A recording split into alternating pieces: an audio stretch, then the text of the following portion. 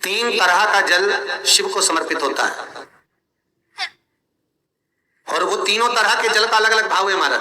पहला जल सादा, घर से पानी लेकर गए, जल लेकर गए, शंकर को चढ़ाया, वो हमने घर का अपना एड्रेस बता दिया, भगवान शिव को जल चढ़ाकर अपने आनंद के लिए शंकर से कुछ प्राप्त कर लिया। दूसरा जल, जल के कलश में थोड़ा सा इत्र डालकर शंकर को जब समर्पित करते हैं तो महाराज घर में अगर कोई व्यक्ति बहुत रोगीला है, बहुत रोगीला, एक शिव महापुराण में, स्कंद पुराण में, नर्मदा पुराण में, भविष्य पुराण में, अग्नि पुराण में, नारद पुराण में, बरहा पुराण में, वामन पुराण में जितनी चीजें लिखी गई है एक एक प्रैक्टिकल कर देखो तो शिव महापुराण, स्कंद पुराण का यह भाव याद करिए कि एक लोटे पानी में इत्र मिलाकर, जल में इत्र मिलाकर, बहुत रोगीला व्यक्ति, बहुत बीमार व्यक्ति है, एक लोटा पानी उसका हाथ का स्पर्श कराकर शंकर को चढ़ाना प्रारंभ कर दीजिए। महाराज केवल 5 या 7 दिन चढ़ाओ और वो 7 दिन के बाद में उस बीमार व्यक्ति का क्रम देखिए कि उसमें कितना आराम लगा है। औषधि दवाई काम करना प्रारंभ करी कि ना करी, केवल इत्र समर्पित, इत्र का जल। तो पहला जल सादा, दूसरा जल है इत्र का, और महाराज तीसरा जल जो शिव महापुराण के अंतर्गत कहा गया है बेलपत्र का जल। तीसरा जो जल है वो बेलपत्र का जल। बेलपत्र का जल कैसा?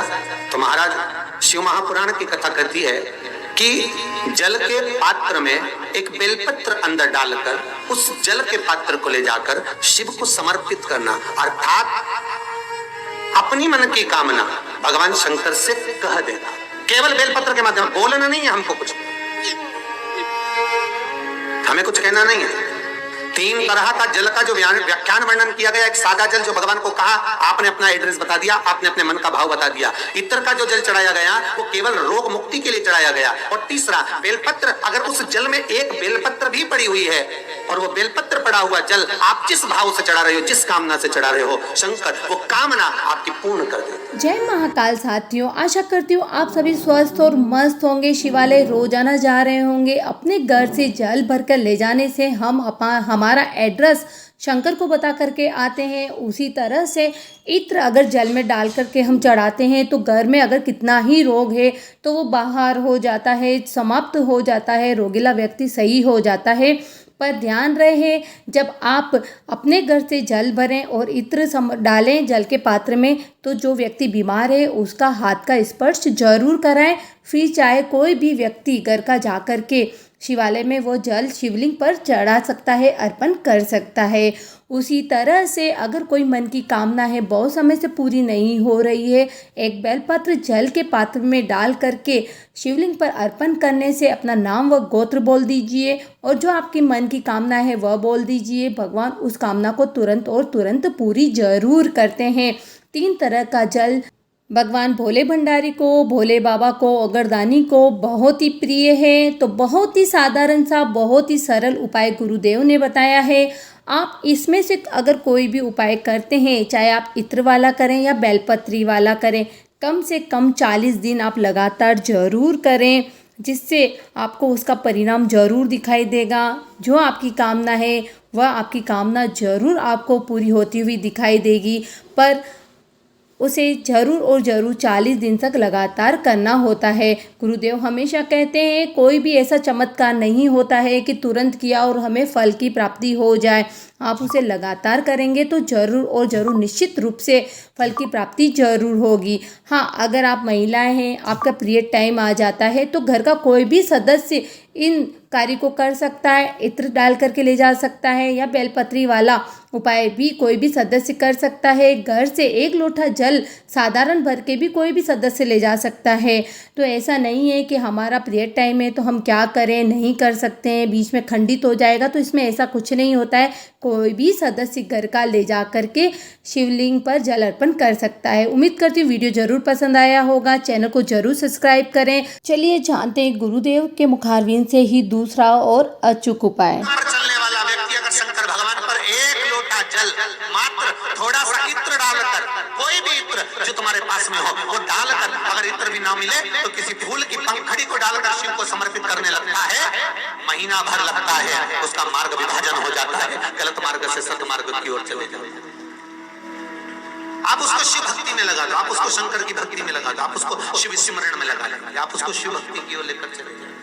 जितने प्रयोग बताए जाते हैं, जितने यहाँ से उपाय बताए जाते हैं, ये उपाय, ये प्रयोग, ये सारे जो प्रयोग हैं, उपाय हैं, ये ध्यान देना, ये दूसरों से कराने के नहीं, अपन को खुद को करना पड़ते हैं। जो गलत मार्ग पर चल रहा है तो वो खुद करे। कई माताएं पूछती है, गुरुजी महाराज छोरा तो कहीं नहीं करेगा, तो मैं कर लूं कहीं? तुम ऐसी ऐसी बात लेके आते हो तो थोड़ा मन में आए कि अब छोरा तो शादी भी नहीं करेगा, मैं कर लूं कहीं। कहना चाहेंगे आप लोग अगर इस बारे में कहे होंगे, जब बहुत शरीर में ताप पड़ रहा हो, बहुत बुखार आ रहा हो, डॉक्टर अपना काम करे तो डॉक्टर का काम है, दवाई देना डॉक्टर का काम है, वो दवाई भी देगा, औषधि भी देगा, डॉक्टर को भी दिखा, पर डॉक्टर को दिखाते दिखाते साथ में जब शरीर में बहुत तेज बुखार आ रहा हो, ताप पड़ रहा हो, तो कोई वस्त्र गीला कर जब उसके सिर पर लगाया जाता है तो श्री शिवाय नमस्तुभ्यं इस मंत्र का जाप करते रहे, औषधि का कार्य करेगा।